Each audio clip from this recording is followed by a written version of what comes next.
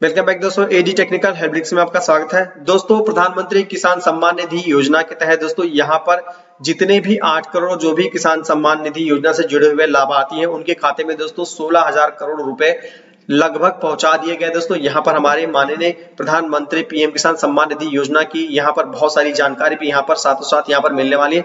दोस्तों इस वीडियो को दोस्तों लाइव टेलीकास्ट किया गया था, उसी से दोस्तों मैंने इस वीडियो को यहाँ पर कुछ शूट किया है। दोस्तों इस वीडियो को दोस्तों हर एक इंसान को यहाँ पर देखना चाहिए, क्योंकि दोस्तों प्रधानमंत्री जी ने बहुत सारी यहाँ पर जो सर्विसेज है दोस्तों इसके बारे में बहुत अच्छी जानकारी यहाँ पर दी है। दोस्तों जिन लोगों ने लाइव टेलीकास्ट को नहीं देखा था उन सभी भाइयों से एक रिक्वेस्ट है दोस्तों कि ये जो मैंने आपको यहाँ पर वीडियो शूट करके आपको यहाँ पर दिखाया, तो दोस्तों इसको जरूर आप यहाँ पर देखिएगा। तो चलिए दोस्तों वीडियो को यहाँ पर जारी करते हैं और दोस्तों आप यहाँ पर देखेंगे इसकी कंप्लीट वीडियो। दोस्तों आप याद रखिएगा दोस्तों यहाँ पर पूरी जानकारी आपको यहाँ पर मिलेगी। पीएम किसान सम्मान निधि योजना से जुड़े हुए सारी सर्विसेज के बारे में यहाँ पर बताई गई है। तो दोस्तों इस वीडियो को बहुत ही अच्छी तरह से वॉच कीजिएगा। तो चलिए दोस्तों वीडियो को शुरू करते हैं। पीएम किसान सम्मान निधि की 12वीं किश्त जारी करेंगे, जिसमें देश के करोड़ों किसानों के बैंक खातों में 16,000 करोड़ रुपए की राशि डीबीटी के माध्यम से जमा होगी। मैं निवेदन करूंगा माननीय प्रधानमंत्री महोदय से कि वे रिमोट का बटन दबाकर पीएम किसान सम्मान निधि की 12वीं किश्त जारी करने की कृपा करें।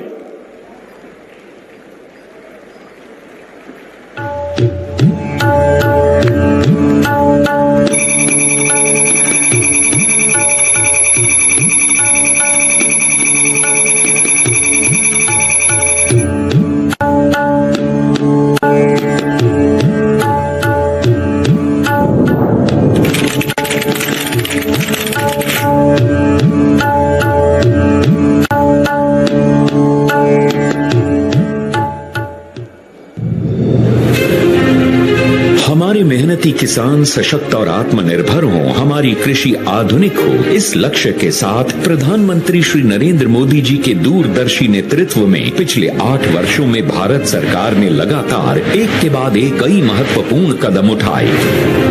आज देश का कृषि बजट 2014 के मुकाबले बढ़कर 5 गुना से भी अधिक हो गया है। बीज से लेकर बीमा, सिंचाई से लेकर खाद और बाजार से लेकर तकनीक और नवाचार, खेती से जुड़ी सरकार की नीतियां और निर्णय समग्र और समावेशी हैं। यही कारण है कि आज भारत में खेती का स्वरूप लगातार आधुनिक हो रहा है और हमारे किसान साथियों की मेहनत से देश कृषि उत्पादन में नए रिकॉर्ड बना रहा है।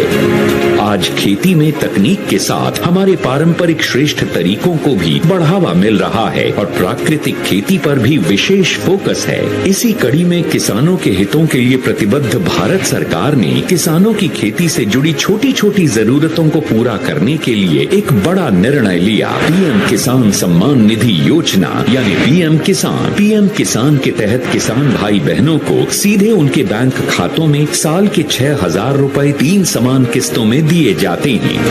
पीएम किसान सम्मान निधि भारत के किसानों का बहुत बड़ा संबल बनी। हर बार हर किस्त समय से हर साल हजारों करोड़ रुपए का ट्रांसफर बिना किसी बिचौलिए के, बिना किसी कमीशन के। पहले कोई कल्पना भी नहीं कर सकता था कि भारत में ऐसा भी हो सकता है। किसानों के हितों के लिए समर्पित प्रधानमंत्री जी के इसी विजन के साथ पीएम किसान के तहत अब तक 11 करोड़ से अधिक किसानों को 2 लाख करोड़ रुपए से अधिक की सम्मान राशि दी जा चुकी है। सदी की सबसे बड़ी महामारी के दौरान दी गई 1,60,000 करोड़ रुपए से अधिक की सम्मान राशि ने किसानों को बड़ी राहत पहुंचाई। महामारी के दौरान भी देश का कृषि उत्पादन शानदार रहा। दुनिया की सबसे बड़ी डायरेक्ट बेनिफिट ट्रांसफर योजनाओं में से एक पीएम किसान की सराहना IMF जैसी वैश्विक संस्थाओं ने भी की है। इस योजना से जुड़ने के लिए किसान जिले के राजस्व अधिकारी या CSC पर पंजीकरण करा सकते हैं। योजना से जुड़ी जानकारी, भुगतान की स्थिति पीएम किसान वेब पोर्टल या पीएम किसान मोबाइल ऐप से प्राप्त कर सकते हैं और किसी भी समस्या के समाधान के लिए हेल्पलाइन नंबर 155-261 पर संपर्क कर सकते हैं। तरक्की और खुशहाली की रोशनी हर किसान किसान, हर ग्रामीण युवा के चेहरे पर चमके और हमारे गांव देश के विकास के अहम भागीदार बने। इसके लिए भारत सरकार एग्री स्टार्टअप के विकास को एक नई गति दे रही है। आज मधुमक्खी पालन, मोटा अनाज, सूक्ष्म सिंचाई प्रबंधन से लेकर प्राकृतिक खेती तक देश भर में कई एग्री स्टार्टअप्स मिसाल बनकर उभरे हैं, जो खेती को आधुनिक बनाने और पैदावार में वृद्धि करने के साथ ही रोजगार के भी अनेक मौके पैदा कर रहे हैं। समृद्ध कृषि और सशक्त अन्नदाता के संकल्प को मजबूती देते हुए आज माननीय प्रधानमंत्री श्री नरेंद्र मोदी जी ने पीएम किसान की 12वीं किस्त के रूप में 8 करोड़ से अधिक किसानों के बैंक खातों में 16,000 करोड़ रुपए से अधिक की सम्मान राशि का डायरेक्ट ट्रांसफर किया। साथ ही 2 दिवसीय पीएम किसान सम्मान सम्मेलन और एग्री स्टार्टअप प्रदर्शनी का उद्घाटन भी प्रधानमंत्री जी कर रहे हैं। खेतों और खलिहानों के रास्ते तरक्की और खुशहाली की ओर बढ़ता ये नया भारत है। महोदय, आपकी प्रेरणा और प्रयासों से कृषि क्षेत्र में एक नई आशा, एक नई ऊर्जा का संचार हुआ है और आज का दिन देश के किसानों के लिए ऐतिहासिक दिन है, जब इस विशाल किसान सम्मान सम्मेलन के मंच से आज पुनः माननीय प्रधानमंत्री महोदय हम सबका मार्गदर्शन करेंगे, हमें संबोधित करेंगे। देवियों सज्जनों, आप सबकी करतल ध्वनि के साथ आइए निवेदन करें माननीय प्रधानमंत्री श्री नरेंद्र मोदी जी से कि वे इस अवसर पर अपने संबोधन से हम सबका मार्गदर्शन करें। भारत माता की, भारत माता की, भारत माता की।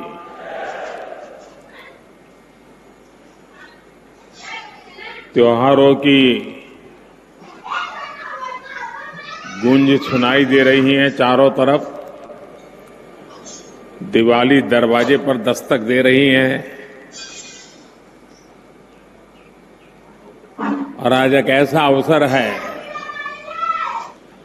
इस एक ही परिश्रम में, इस एक ही प्रेमाइसिस में, परिसर में, एक ही मंच पर स्टार्टअप्स भी हैं और देश के लाखों किसान भी हैं। जय जवान, जय किसान, जय विज्ञान और जय अनुसंधान।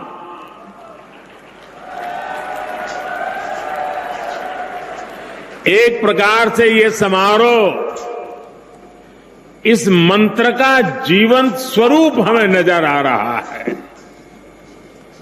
साथियों, भारत की खेती के सभी बड़े भागीदार आज रूबरू में और वर्चुअली पूरे देश के हर कोने में इस कार्यक्रम में हमारे साथ जुड़े हुए हैं। ऐसे महत्वपूर्ण मंच से आज किसानों के जीवन को और आसान बनाने,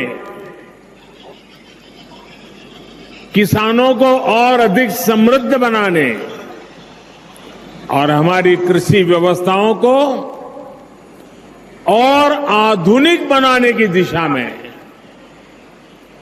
कई बड़े कदम उठाए जा रहे हैं। आज देश में 600 से ज्यादा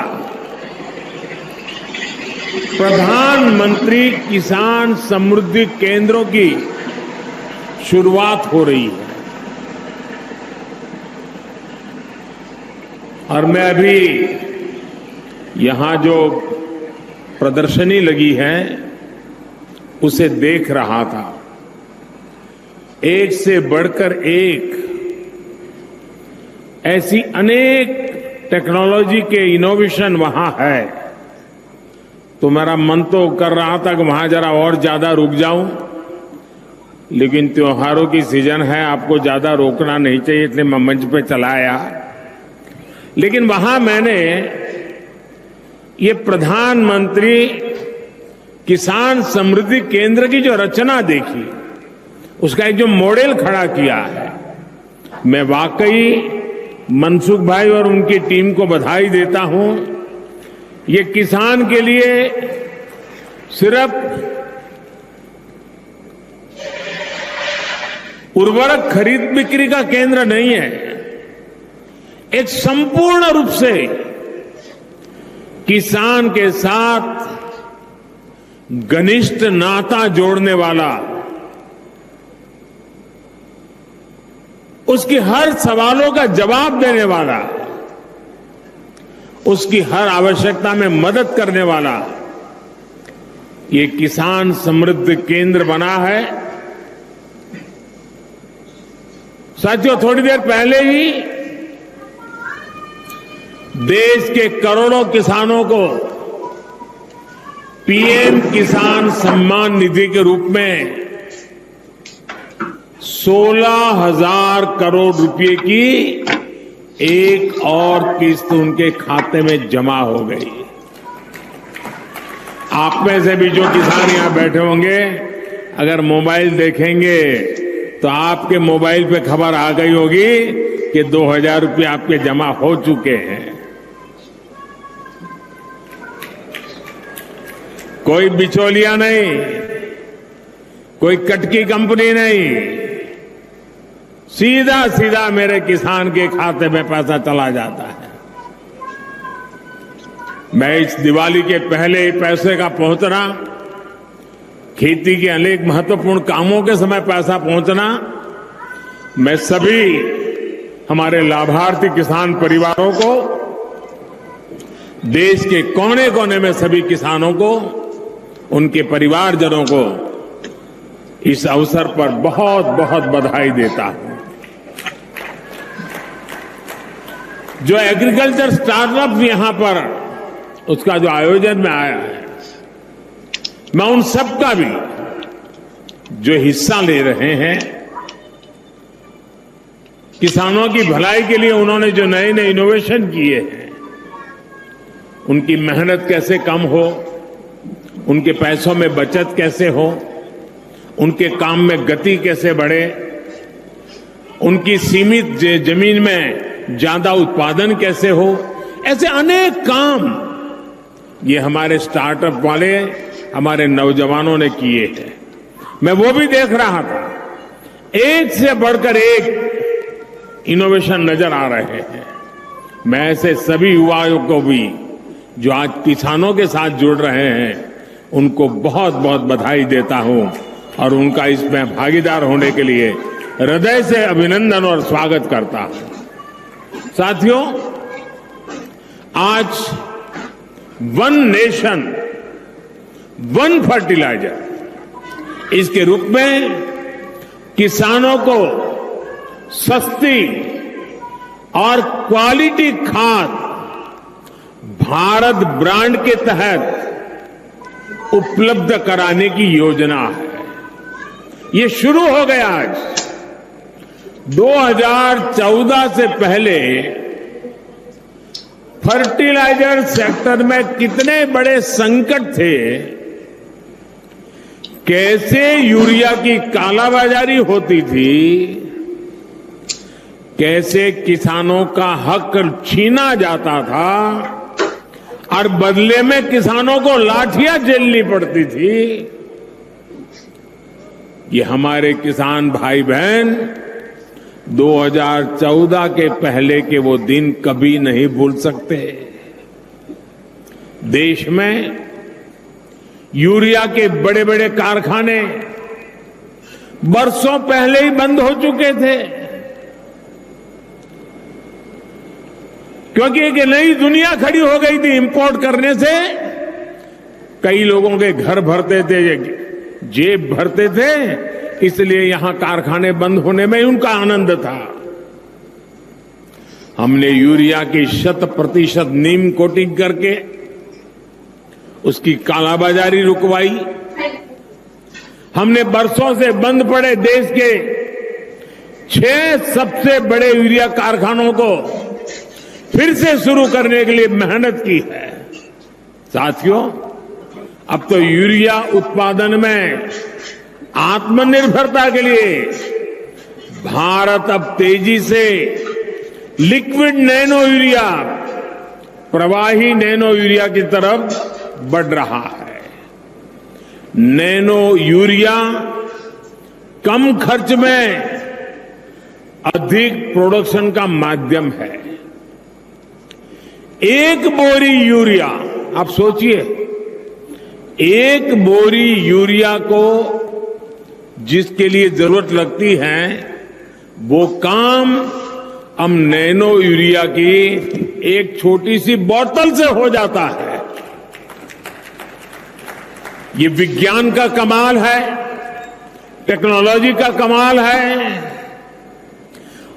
और इसके कारण किसानों को ये यूरिया के बोरे लाना, ले जाना, उसकी मेहनत, ट्रांसपोर्टेशन का खर्चा और घर में भी जाकर के रखने के लिए जगह, इस सब मुसीबतों से मुक्ति।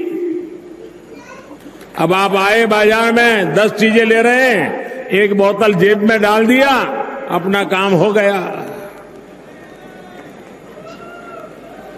फर्टिलाइजर सेक्टर में रिफॉर्म्स के हमारे अब तक के प्रयासों में आज 2 और प्रमुख रिफॉर्म, बड़े बदलाव जुड़ने जा रहे हैं।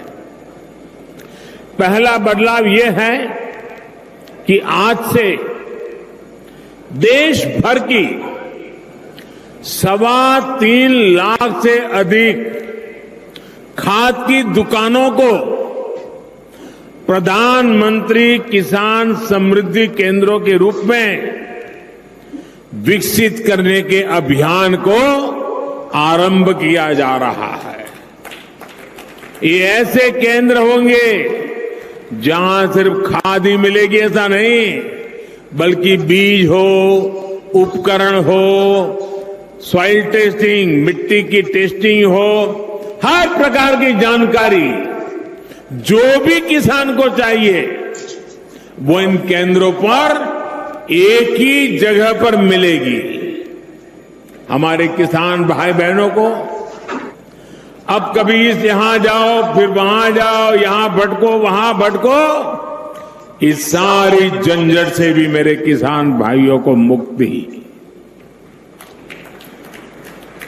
और एक बड़ा महत्वपूर्ण बदलाव किया है, अभी नरेंद्र सिंह जी तोमर बड़े विस्तार से उसका वर्णन कर रहे थे। वो बदलाव है खाद के ब्रांड के संबंध में, उसके नाम के संबंध में, प्रोडक्शन की समान क्वालिटी के संबंध में। अभी तक इन कंपनियों के प्रचार अभियानों के कारण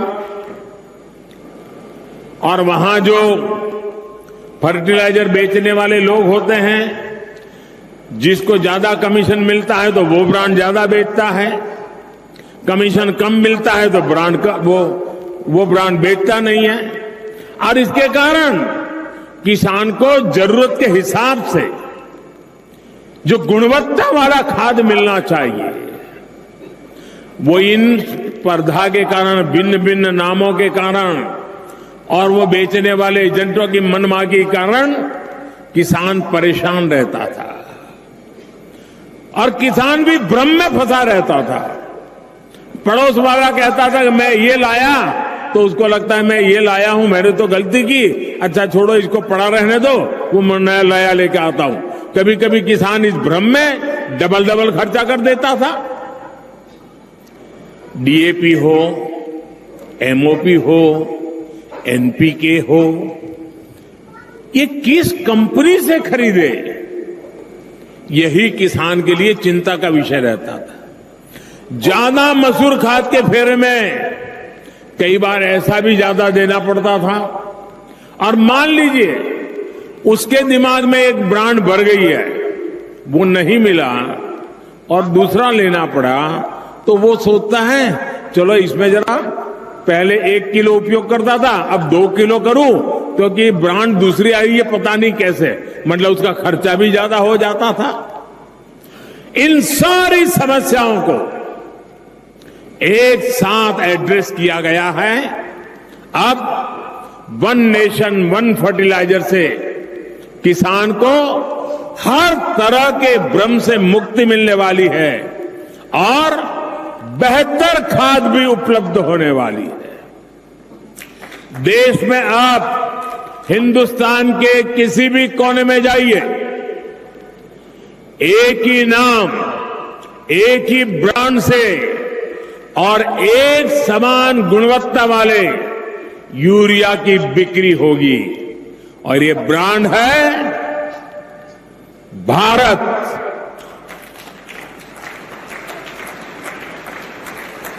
अब देश में यूरिया भारत ब्रांड से ही मिलेगी। जब पूरे देश में फर्टिलाइजर का ब्रांड एक ही होगा तो कंपनी के नाम पर फर्टिलाइजर को लेकर होने वाली मारामारी भी खत्म हो जाएगी। इससे फर्टिलाइजर की कीमत भी कम होगी, खाद तेजी से पर्याप्त मात्रा में उपलब्ध होगा। साथियों, आज देश में लगभग 85% हमारे जो किसान हैं वो छोटे किसान हैं। 1 हेक्टर 1.5 हेक्टर से ज्यादा जमीन नहीं है इनके पास। और इतना ही नहीं, समय के साथ जब परिवार का विस्तार होता है, परिवार बढ़ता है, तो उतनी छोटे से टुकड़े के भी टुकड़े हो जाते हैं। जमीन और छोटे छोटे टुकड़े में विभाजित हो जाती है। और आजकल जलवायु परिवर्तन देखते हैं हम। दिवाली तो आ गई, बारिश जाने का नाम नहीं ले रही है। प्राकृतिक प्रकोप चलता रहता है। साथियों, उसी प्रकार से अगर मिट्टी खराब होगी, अगर हमारी धरती माता की तबीयत ठीक नहीं रहेगी, हमारी धरती माता ही बीमार रहेगी, तो हमारी मां, उसकी उपजाऊ क्षमता भी घटेगी, पानी की सेहत खराब होगी तो और समस्याएं होगी। ये सब कुछ किसान अपनी रोजमर्रा की जिंदगी में अनुभव करता है। ऐसी स्थिति में खेती की पैदावार को बढ़ाने के लिए, अच्छी उपज के लिए हमें खेती में नई व्यवस्थाओं का निर्माण करना ही होगा। ज्यादा वैज्ञानिक पद्धति को, ज्यादा टेक्नोलॉजी को खुले मन से अपनाना ही होगा। इसी सोच के साथ हमने कृषि क्षेत्र में वैज्ञानिक पद्धतियों को बढ़ाने, टेक्नोलॉजी के ज्यादा से ज्यादा इस्तेमाल पर बल दिया है। आज देश में किसानों को 22 करोड़ सॉयल हेल्थ कार्ड दिए जा चुके हैं ताकि उन्हें मिट्टी की सेहत की सही जानकारी मिले। हम अच्छी से अच्छी क्वालिटी के बीज किसानों को मिले, इसके लिए वैज्ञानिक तरीके से जागृत प्रयास कर रहे हैं। बीते 7-8 साल में 1700 से अधिक वैरायटी के ऐसे बीज किसानों को उपलब्ध कराए गए हैं जो ये बदलती जलवायु परिस्थिति है उसमें भी अपना मकसद पूरा कर सकते हैं, अनुकूल रहते हैं। हमारे यहां जो पारंपरिक मोटे अनाज मिलेट्स होते हैं, उनके बीजों की गुणवत्ता बढ़ाने के लिए भी आज देश में अनेक हब्स बनाए जा रहे हैं। भारत के मोटे अनाज पूरी दुनिया में प्रोत्साहन पाए, इसके लिए सरकार के प्रयासों से अगले वर्ष पूरी दुनिया में मोटे अनाज का अंतर्राष्ट्रीय वर्ष भी घोषित किया गया है। दुनिया भर में हमारे मोटे अनाज की चर्चा होने वाली है। अब मौका आपके सामने है, दुनिया में कैसे पहुंचना है। आप सभी पिछले 8 साल में सिंचाई को लेकर जो कार्य हुए हैं उससे भी भली भांति परिचित है। हमारे यहां खेतों को पानी से लबालब भरना, जब तक किसान को खेत में सारी फसल पानी में डूबी हुई नजर नहीं आती है, एक भी पौधे की मुंडी अगर बाहर दिखती है तो उसको लगता है पानी कम है, वो पानी डालता ही जाता है, तालाब जैसा बना देता है पूरे खेत को, और उससे पानी भी बर्बाद होता है, मिट्टी भी बर्बाद होती है, फसल भी तबाह हो जाती है। हमने इस स्थिति से किसानों को बाहर निकालने पर भी काम किया है। पर ड्रॉप मोर क्रॉप, सूक्ष्म सिंचाई, माइक्रो इरिगेशन, उस पर बहुत अधिक बल दे रहे हैं। टपक सिंचाई पर बल दे रहे हैं, स्प्रिंकलर पर बल दे रहे हैं। पहले हमारे गन्ना का किसान ये मानने को तैयार नहीं था कि कम पानी से भी गन्ने की खेती हो सकती है। अब ये सिद्ध हो चुका है, स्प्रिंकलर से भी गन्ने की खेती बहुत उत्तम हो सकती है और पानी बचाया जा सकता है। उसके तो दिमाग में यही है कि जैसे पशु को पानी ज्यादा पिलाया तो दूध ज्यादा देगा, गन्ने के खेत को पानी ज्यादा दिया तो गन्ने का रस ज्यादा निकलेगा। ऐसे ही हिसाब किताब चलते रहे हैं। पिछले 7-8 वर्षों में देश की लगभग 70 लाख हेक्टेयर जमीन को माइक्रो इरिगेशन के दायरे में लाया जा चुका है। साथियों, भविष्य की चुनौतियों के समाधान का एक अहम रास्ता नेचुरल फार्मिंग से भी मिलता है। इसके लिए भी देश भर में बहुत अधिक जागरूकता आज हम अनुभव कर रहे हैं। प्राकृतिक खेती से उत्पादन में भी कई गुना वृद्धि हुई है। साथियों, आधुनिक टेक्नोलॉजी के उपयोग से इसमें छोटे किसानों को भी बहुत लाभ मिला है।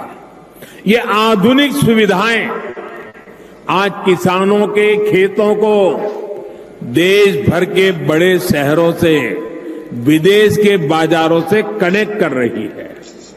इसका एक परिणाम ये भी हुआ है कि कृषि क्षेत्र से एक्सपोर्ट अब उन देश को भी होने लगा है जहां पहले कोई सोच भी नहीं सकता था।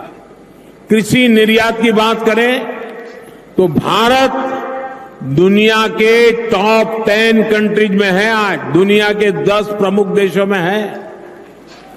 कोरोना की रुकावटों के बावजूद भी 2 साल मुसीबत में गए, उसके बावजूद भी हमारे कृषि निर्यात में 18% की वृद्धि हुई है। गुजरात से बड़े पैमाने पर कमलम फ्रूट, जिसको बाहरी भाषा में ड्रैगन फ्रूट कहते हैं, भारत में उसको कमलम फ्रूट कह रहे, आज विदेश जा रहा है। हिमाचल से पहली बार ब्लैक गार्लिक का एक्सपोर्ट हुआ है। असम का बर्मीज अंगूर, लद्दाख की खुबानी, जलगांव का केला या भागलपुरी जरदारी आम, ऐसे अनेक फल हैं जो विदेशी बाजारों को भा रहे हैं। 1 डिस्ट्रिक्ट 1 प्रोडक्ट जैसी योजनाओं के तहत ऐसे उत्पादों को आज प्रोत्साहन दिया जा रहा है। आज जिला स्तर पर एक्सपोर्ट हब भी बनाए जा रहे हैं, जिसका लाभ किसानों को हो रहा है। साथियों, आज प्रोसेस्ड फूड में भी हमारी हिस्सेदारी बहुत अधिक बढ़ रही है। इससे किसानों को उपज के ज्यादा दाम मिलने के रास्ते खुल रहे हैं। उत्तराखंड का मोटा अनाज पहली बार डेनमार्क में गया। इसी प्रकार कर्नाटक का ऑर्गेनिक जैकफ्रूट पाउडर भी नए बाजारों में पहुंच रहा है। अब त्रिपुरा भी इसके लिए तैयारी करने लगा है।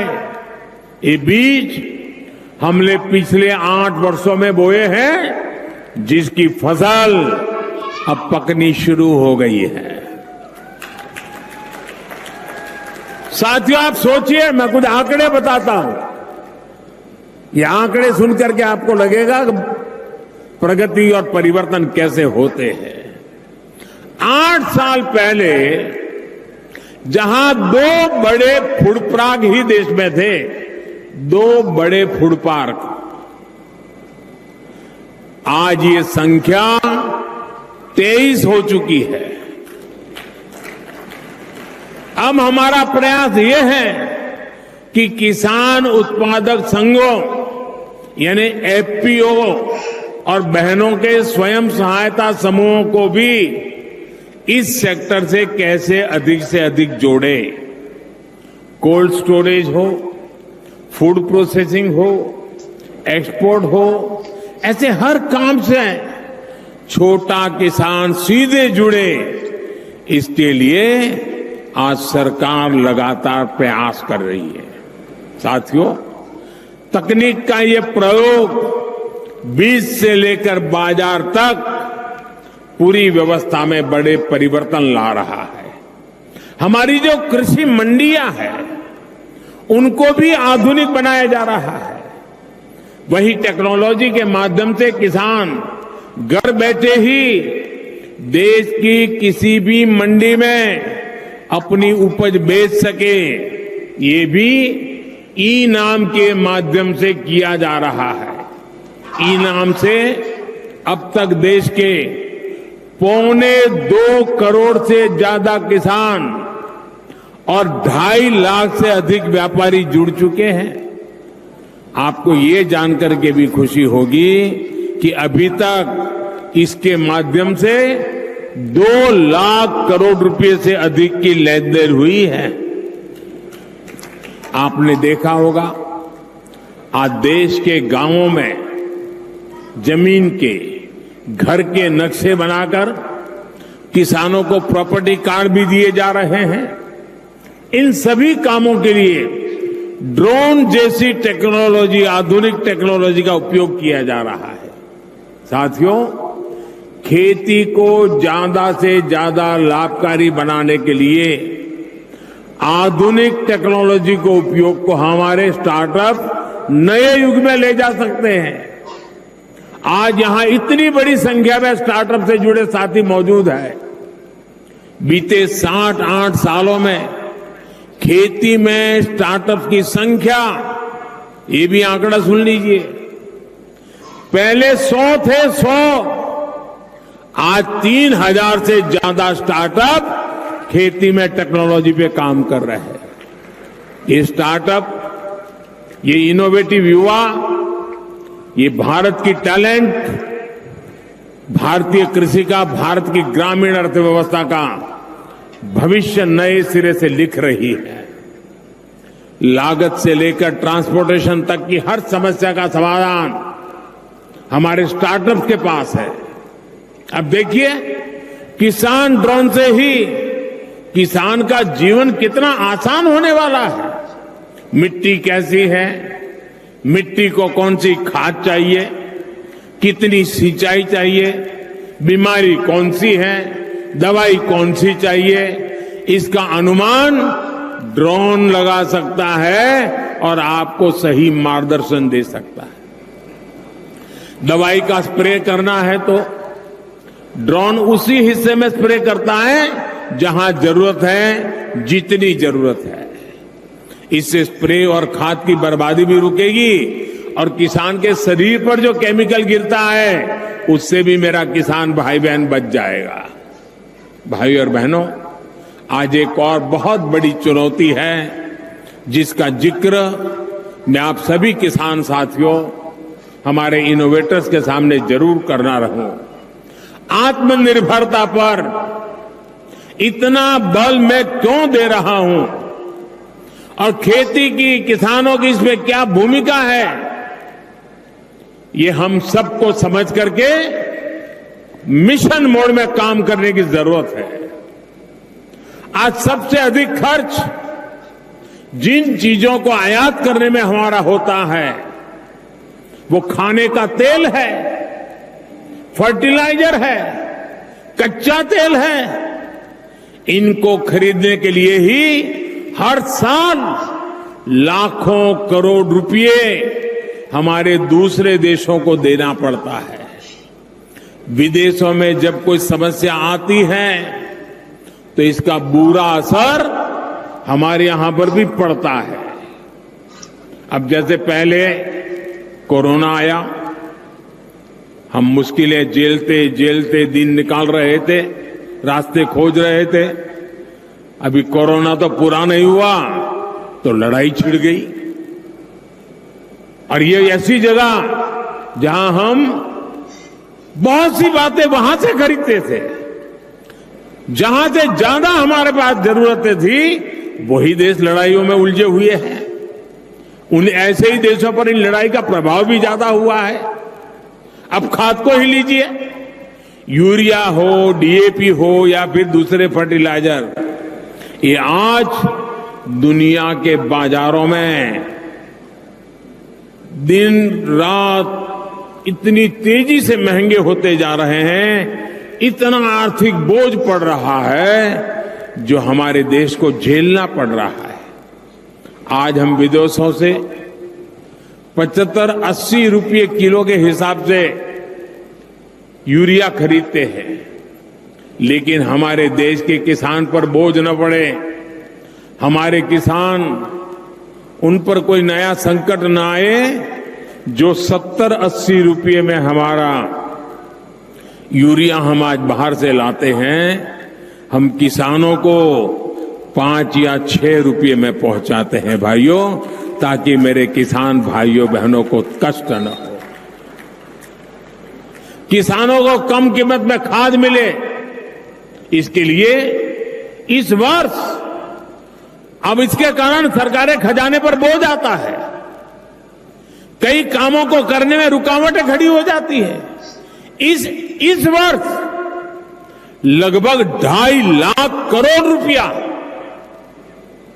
केंद्र सरकार का सिर्फ ये यूरिया के पीछे हमको लगाना पड़ रहा है। भाइयों और बहनों, आयात पर हो रहे खर्च को कम करने के लिए, देश को आत्मनिर्भर बनाने के लिए हम सब ने मिलकर के संकल्प करना ही होगा। हम सब ने मिलकर के उस दिशा में चलना ही होगा। हम सब ने मिलकर के विदेशों से खाने के लिए चीजें लानी पड़े, खेती के लिए चीजें लानी पड़े, इसमें से मुक्त होने का संकल्प करना ही पड़ेगा। कच्चे तेल और गैस पर विदेशी निर्भरता को कम करने के लिए बायोफ्यूल इथेनॉल पर बहुत अधिक काम आज देश में चल रहा है। इस काम से सीधे किसान जुड़ा है, हमारी खेती जुड़ी हुई है। किसान की उपज से पैदा होने वाले इथेनॉल से गाड़ियां चले और कचरे से, गोबर से बनने वाली बायोगैस से बायो सीएनजी बने, ये काम आज हो रहा है। खाने के तेल की आत्मनिर्भरता के लिए हमने मिशन ऑयल पाम भी शुरू किया है। आज मैं आप सभी किसान साथियों से आग्रह करूंगा कि इस मिशन का अधिक से अधिक आप लाभ उठाएं। तिलहन की पैदावार बढ़ाकर हम खाद्य तेल का आयात बहुत कम कर सकते हैं। देश के किसान इसमें पूरी तरह सक्षम है। दालों के मामले में जब मैंने 2015 में आपको आह्वान किया था, आपने मेरी बात को सर आंखों पे उठा लिया था और आपने करके दिखाया था। वरना पहले तो क्या हाल था, हमें दाल भी विदेशों से ला करके खानी पड़ती थी। जब हमारे किसानों ने ठान लिया तो देखते ही देखते दाल का उत्पादन लगभग 70% तक बढ़ाकर दिखा दिया। ऐसी ही इच्छा शक्ति के साथ हमें आगे बढ़ना है। भारत की कृषि को और आधुनिक बनाना है, नई ऊंचाई पर पहुंचाना है। आजादी के अमृत काल में खेती को हम आकर्षक और समृद्ध बनाएंगे।